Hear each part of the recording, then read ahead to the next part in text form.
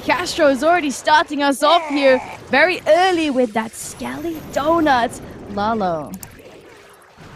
He's going in with the Skilly Bat Donut here, gets the Inferno Tower, gets the Clan Castle building. The perfect start for him. Now he's got the Flame Flinger working on the left side of the base, trying to get some early funnel value here, snipe some of those defenses. Notice how he drops the King just in time to distract that Expo as the Flame Flinger is about to step up a little bit. So nicely done. The heroes making their way in on the left side. Well, at least the King and Ice Golem and Valkyrie. The Queen might wrap around toward the right now. She has the Golem over there working with her. If the King steps in for that left multi, I think that's what he wanted.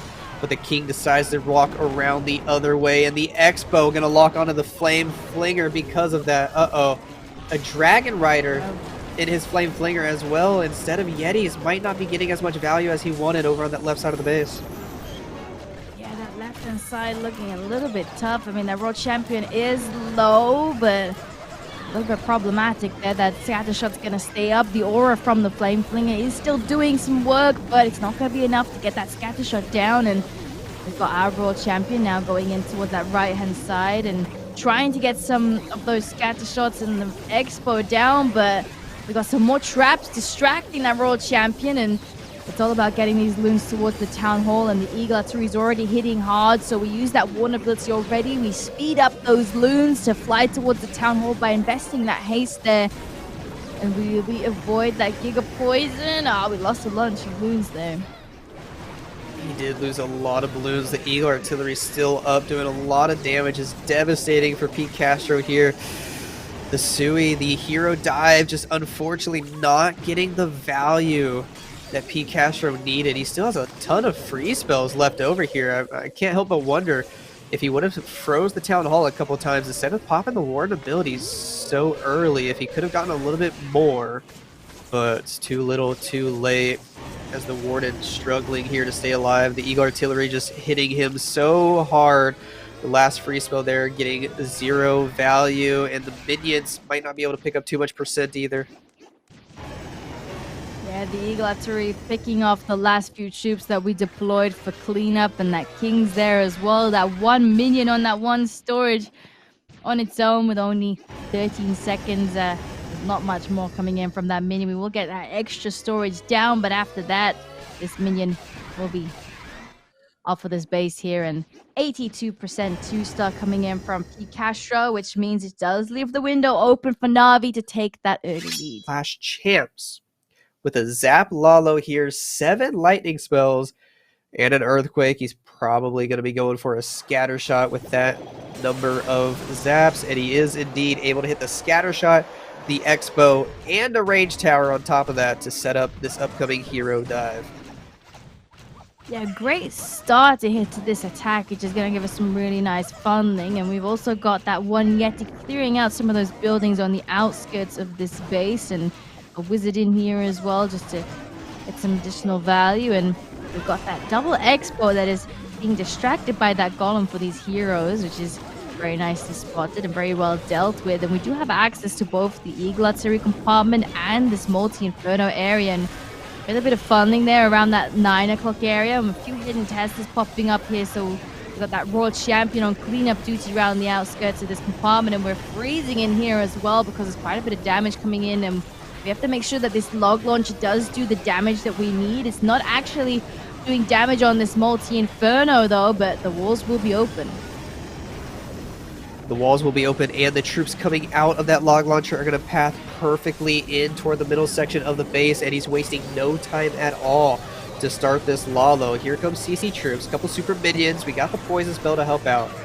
The Yeti Mites might be able to damage this monolith a little bit unless they get too close to that Expo. Nope, they will. That might also pre-trigger the Invis Tower. Nope, definitely not going to. The Queen has her ability, going to pop it there, beat through the wall. Balloons making their way to the Town Hall. He's got a couple freezes to work with, a couple haste to work with, but I am a little worried about this Town Hall section as the Invis Tower gets a chance to go off, and balloons are going right by it, Coco. They are flying past this Town Hall. We do have that one loon, which does trigger a bunch of traps and the tornado, which will help out for the loons when they do backtrack towards it. And with that final haste. We're trying to speed them up. There should be enough to get that Town Hall down, and the single Inferno is also distracted, but that Loon goes down here as well, and it is so close. We do manage to get that Town Hall down there at the very, very end there. Very close attack here from Patalino, but unfortunately not enough power to push through that single Inferno. Wow, it is so close indeed. 93%, and he's still going to get a couple more buildings here with that Phoenix and Archer on the right side of the base. Oh, man. We've been seeing Rage Tower after Rage Tower after Rage Tower on these base setups, but this one, Gaku's showing you how a well-designed invis tower placement around a Town Hall section can really come in clutch if the attacker doesn't handle it perfectly. This one's going to end up getting all the way to 97%.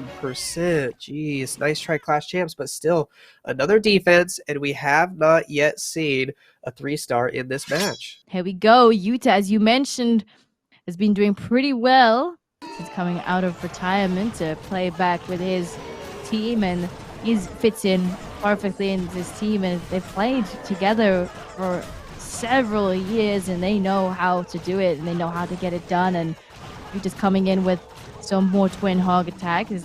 We got that combo, and this one is actually quite heavy on the super hog side.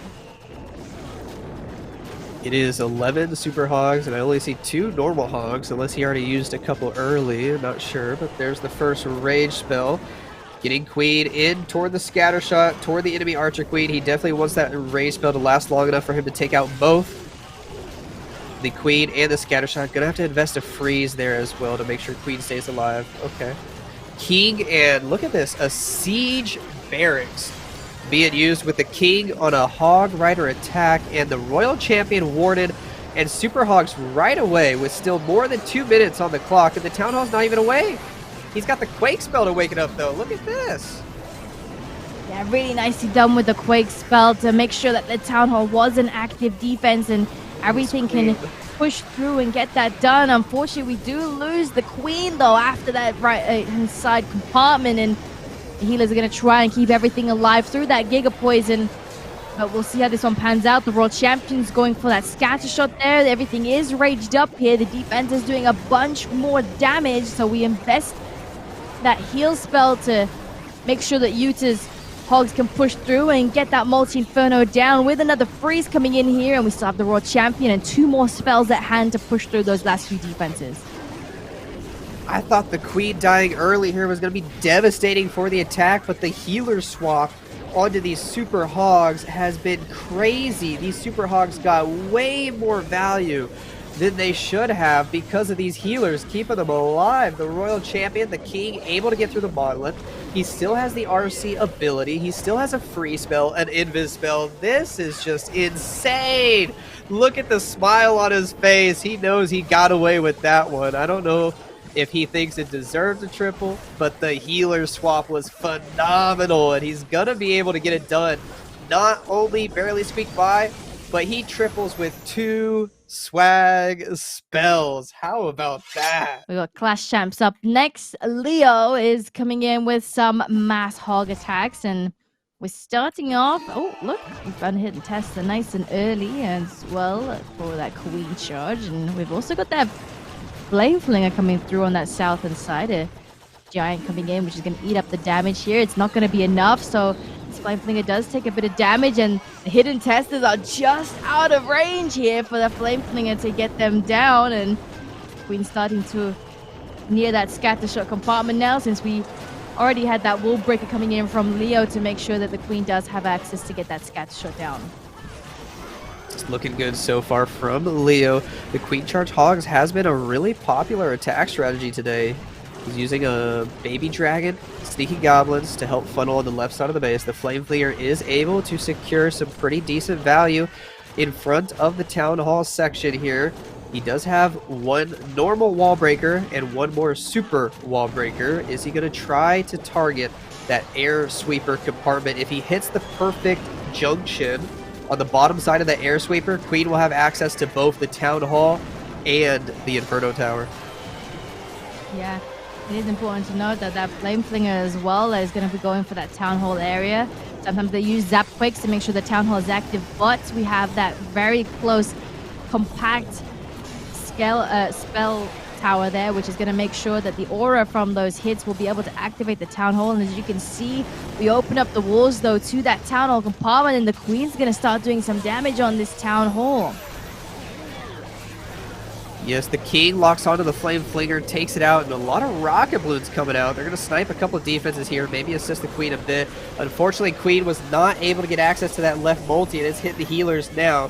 He's going to try to invest some more spells to keep these healers alive. He's got the Hog Riders moving through the upper side of the base. No healing spells for them, but he will pop the Warden ability early. The Poison Tower on defense could cause a lot of problems here. He's got the Skeleton spell to help distract over by the scatter shot, going to invest a freeze for this left Inferno Tower. The Queen and the healers managed to stay alive.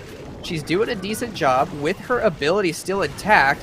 The Royal Champion and the Diggy gonna stun the scatter shot, even with all the Hog Riders fizzling out early. The heroes here might just be able to carry Leo all the way to a 3-star. I mean, we have both of those hero abilities and 2 free spells to help push through those last few defense. Leo has absolutely crushed it. Didn't even need those last 2 free spells, and what a beautiful triple. And this is exactly what Clash Champs needed, and the pressure is on for Na'Vi because they need to triple if they want to hold that lead, since Clash Champs had the advantage with some really nice high percentage 2 stars. Here we go with Stars in with the next attack, and he's back to the Lalo. 6 lightning spells, 1 earthquake will clear that right side compartment, an Expo, a bomb tower, an Inferno Tower, and here he goes with the hero dive from the upper side of the base. Again, we do love to see that the log launcher coming in with the hero dive can do some nice value as well, because those early logs being thrown out of the machine can do some damage on these multi-infernos, but also give them access further to the core of the base here. And as you can see, that King ability goes off. 1 more log should be opening up those first round of walls. The only problem is that the King's gonna go down. He'll get a revive, and that Queen's trailing around the outside, which means you have to rely on those troops coming out of the log launcher to get this monolith down. I love how he brought 1 rocket balloon in his log launcher, and look what it went and targeted the Eagle artillery from the left side. Nothing to stop that balloon.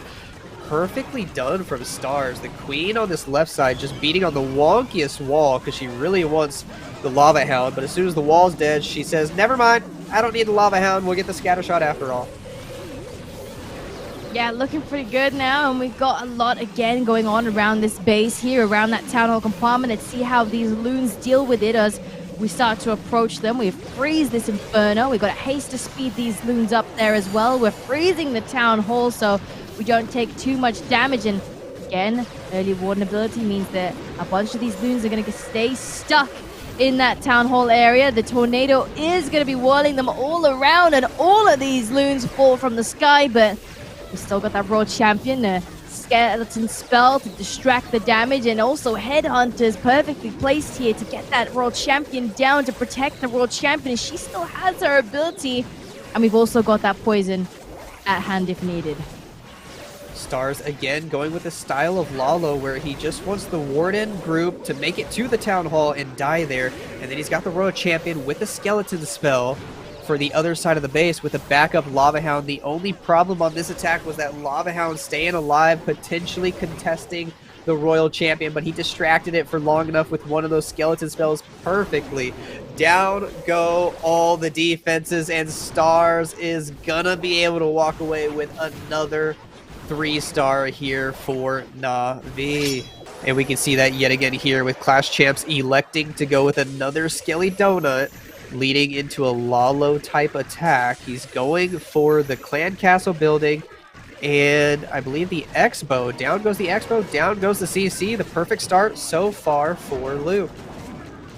Yeah, looking good. Get that nice value down in that right-hand side, and the Clan Castle troops don't need to worry about them on later on the attack. And we've got Giant with a bowler to try and clear out some more of those defenses around the outside there, which is also going to help a little bit for funneling purposes. And unfortunately, we didn't actually get that one the spell factory down there, but Bowler will be able to return to finish that off. There was, I think, a builder out there repairing it and countering that Bowler, and in the meanwhile, we've got that queen, and we're hoping to get that queen in towards the Seagatsuri area, whilst the king clears up towards the Scattershot area.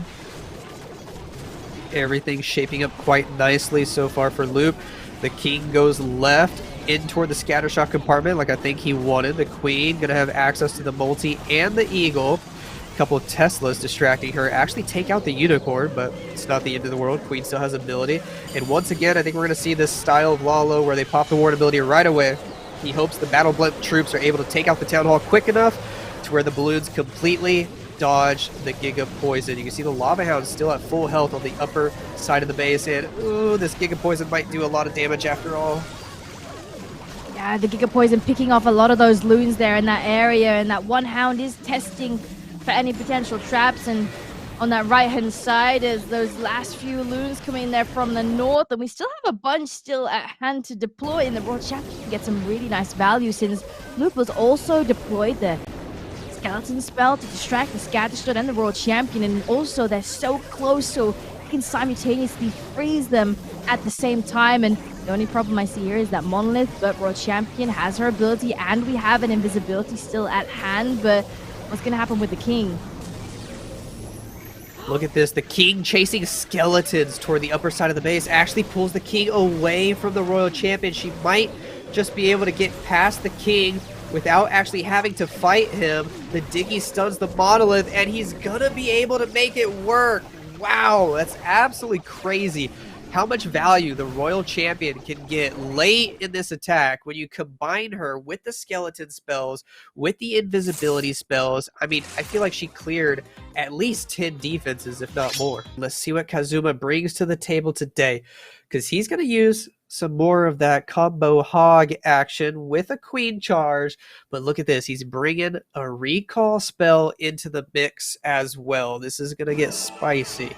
He decides to send the queen on the bottom side of the base. Flame Flinger from the left. Queen can't reach that multi until she steps inside one of those open wall segments. Or maybe he just wants to recall her before she even gets close to it. What do you think? Yeah, I mean, it's a bit tough down here to know. I mean, we've already got those 5 healers. Haven't deployed any just yet. We've got 4 of them coming in here now just to help the queen out. Ooh, we found 2 Seeking Air Mines with a beautiful Coco Loon that Kazuma deployed there on the south, protecting these healers. And we got some more funneling, but we've got those hidden Teslas popping up here. Let's see how that affects the queen charge. And the Flame Flinger's working through that left-hand side. We can step forwards and go for that Scattershot. We do find some traps. Some skeletons are starting to approach that Flame Flinger there, and they don't go down to the aura, which means there's a lot of damage going to come in on that Flame Flinger. We do deploy that Valkyrie, but we'll see if it will be enough. And in the meanwhile, Kazuma has recalled the queen, and we've got some funneling there on that left-hand side for the queen to continue her pathing around that town hall. He redeployed the queen on this left side of the base, wants her to step up, fight the enemy champion, and make her way in toward the town hall section through some of these open walls. We'll see if she can perfectly step up and fight the champion. If not, the Flame Flinger might end up attracting the defensive Royal Champion here in a second. This timing could be a little bit awkward. In fact, she did. And look at that. The timing's even more awkward because it pulled the queen to the side. So now the queen might not go in for the town hall at all. Yeah, because she can reach over these walls and go for those defenses in the buildings on the northern side. We do try and use an invisibility, but the queen, she goes down, and Kazuma now has to try and get a plan B at hand here to make sure that we get that town hall down. We are able to utilize these last few healers that we have by sending in all these hogs towards that town hall compartment. A freeze going off here as well. The town hall's going to do so much damage. So Kazuma's have to invest that warden ability here. That was so unfortunate, the queen stepping the way she did. He's got to go into plan B here, like you said. Takes the town hall, able to already secure the 2-star. Now it's about trying to pick up as much percent as possible. Navi did, I believe, have the slightly better percent before this attack started. But if Kazuma can't get some decent percent here, that might change, and Clash Champs might be able to steal the lead. He's got healers on the champion right now, which is actually looking pretty decent. 3 more spells still to be utilized, and luckily he saved 8 Hog Riders for some of these outside defenses to be used in front of the Wizards. He's actually picking up some okay percent after all. Oh, he's actually even using an invisibility spell to protect that final Hog Rider to try and get that scatter shot down, as well as freezing in here. There's a bunch of skeletons there, but even if there's no time left, and this is a little bit lower here though, coming in from Kazuma, and this is looking pretty good for Clash Champ. It's quite unfortunate on that attack because I like the recall to get the queen into that Town Hall compartment, but it was just unfortunate that she got pulled all the way to that left-hand side. Yeah, the pressure is on. If they get it done with this one, it will secure them and will put them through into the next round. We do have Tribe Gaming waiting to see who they'll be facing, and Salino's going to be ending off strong here with some Zap, Quake, Queen Charge Lalo. Interesting that we're doing a Queen Charge Lalo on this one as well, because the Zap, Quake part is already utilizing a lot of the spells, and now we're going to be using a lot of more spells for the Queen Charge, which is not going to leave a lot left for the Lalo. Yes, I always find it interesting when players decide to bring the lightning spells and the Earthquake on the Queen Charge attacks. Did we just experience another disconnect? I'm not sure what's going on here. Technical difficulties there. Not sure yet. We might jump back into the attack if it's still going on, but I always find it super interesting to see the lightning spells and the Earthquake. No, I don't think it was a disconnect, just a little spectator wonkiness. But Queen on the top side of the base here, going towards the other Expo, the other Inferno Tower. She already took out the Eagle Artillery early from the top side here, and we're going to see a quick early Lalo again. Ward ability right away. Battle Blimp for the Town Hall. Let's see how much damage these balloons can do.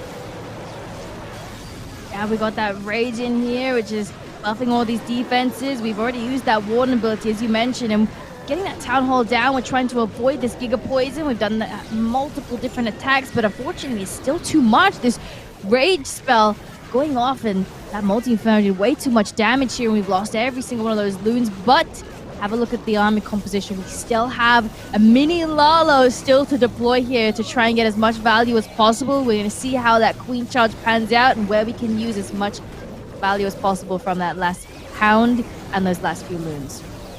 He does have that mini Lalo. The only downside is 0 spell support whatsoever. No haste, no freezes. He's going to try to go straight at the multi, but the balloons are going to be so slow to get there. The Queen pops her ability. The Champion pops her ability, and down goes that last air defense.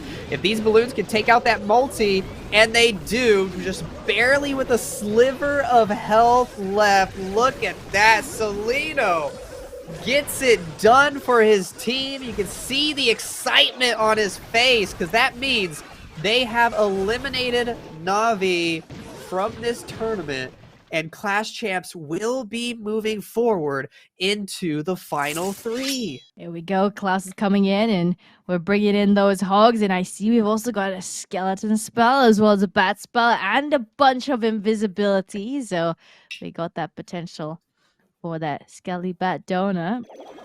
What do you think? Oh, we do. But he misses that first invis spell, makes both the Monolith and the Clan Castle invisible. Already off to a rough start, as a bunch of those bats died right away. But luckily, he still had enough bats to take out the Monolith. Question is, did he lose too many Skellies to take out the CC building? And I think the answer is yes. The Clan Castle stays up. Yeah, very unfortunate that stays up, because we have no more spells to help counter that. We don't have an extra Titan here either, and it's sat there in the core of the base, and of course he got that one, the Blimp that cleared out that one Inferno. We see that quite a lot to help relieve some pressure from these heroes that will start to path towards it. You do want to see that Town Hall go down nice and early, because you don't want it to be a problem for these hogs. Exactly. You can see how the plan is shaping up. The Queen on the outside of the base meant to go all the way for the scatter shot. Look how he brings the normal wall breakers to bust open that Tesla compartment. Fun to see the normal wall breakers. The King pathing inside toward the Town Hall section with the Phoenix ability to help him out. He should be able to secure the Town Hall. I say should, but I question it with the CC troops still here, because the Skelly Donut didn't work out. These archers are actually going to distract the King for quite some time. Yeah, this is a little bit problematic here for Klaus, the revive on that king, but we're not touching that town hall just yet, and the king goes down, and we have to move on to plan B now and make sure that we can get that town hall down with these hogs and the world champion. We've got them already coming in from that northern side from Klaus, and that town hall beams are gonna hit so hard, and good thing that we can path from these defense to defense directly into the town hall compartment, but once we do, that vulnerability is already worn off. We actually avoid that Giga Poison quite nicely, but the Eagle Artillery hits so hard, picking off so many of Klaus's hogs. Yeah, it's a bit unfortunate here. He just doesn't have quite enough spell support to help these Hog Riders push through the back end of the base. He was relying heavily on not even having to worry about that Town Hall with the Hog Riders. He still manages to pick up more percent than I thought he would have with that Town Hall staying up for as long as it did. He gets above the 70% mark, still has some outside wizards here, picking up more and more percentage points. Bit unfortunate, but oh well, a decent recovery for Klaus and a well-deserved victory for Clash Champs today. They proved to have some solid bases in this matchup that gave Na'Vi a tough time, and on top of that, Clash Champs had some stellar attacks to show us. Yeah, coming out in clutch there, 74%, beautiful defense, which will make sure that Clash Champs do have the advantage, and we'll be going through to the next round to face Tribe Gaming, and that is what the semi-finals of that lower bracket. And take a look at the stats here, Lex. 95.8% total destruction for Clash Champs. One of their fails was a 97%, so close to hitting that triple, and then only one fail after that, hitting down in the 82% mark. And unfortunately for Na'Vi, they had two great attacks and then three others that just slipped up today.